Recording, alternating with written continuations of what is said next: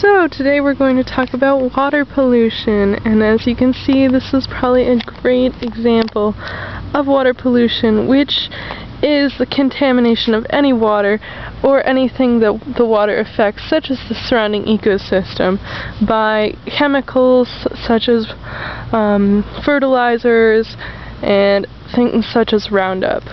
Now we're going to look, this is actually a golf course, and as you can see, the lawn is immaculate, which means there's probably quite a lot of chemicals involved in maintaining the lawn.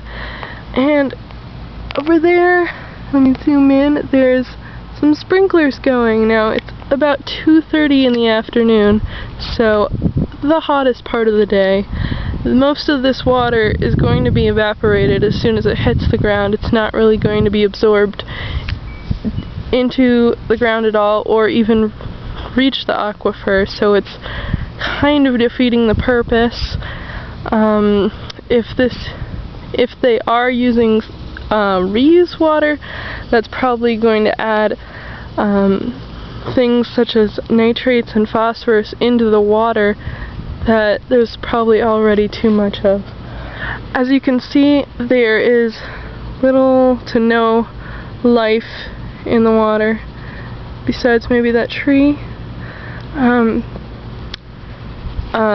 Obviously the runoff from the residential area has caused this lake to be basically dead.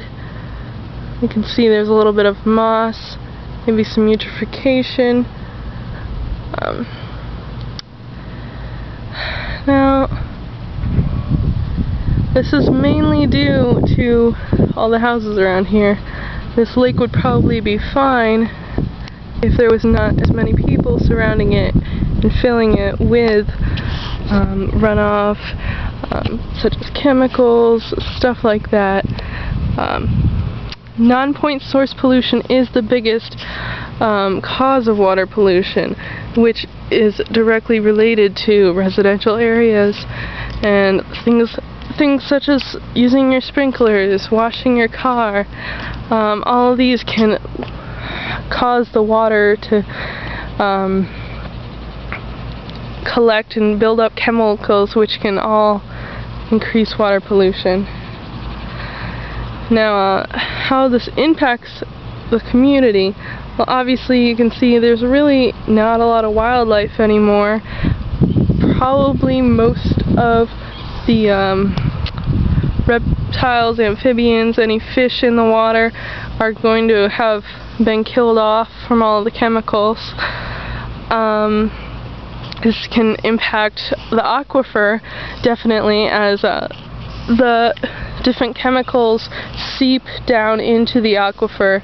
It contaminates our drinking water, and that is definitely not a good thing.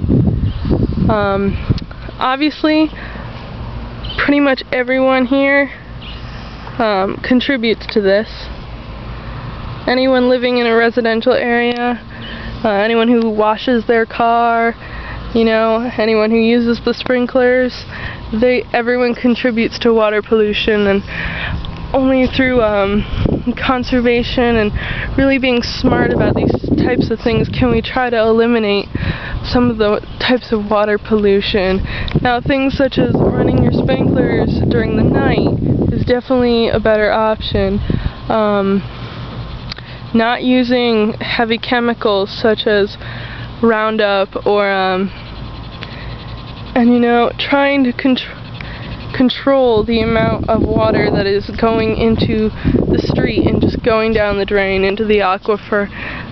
Those are definitely things you want to try to take into consideration when you're trying to conserve and protect the water, as this is one of our most viable resources and we are running out of it. Only 3% of the world's water is in fact potable. The rest is either salt water or in the ice caps. So if we contaminate that 3%, we are out of luck. We really don't have much else to drink.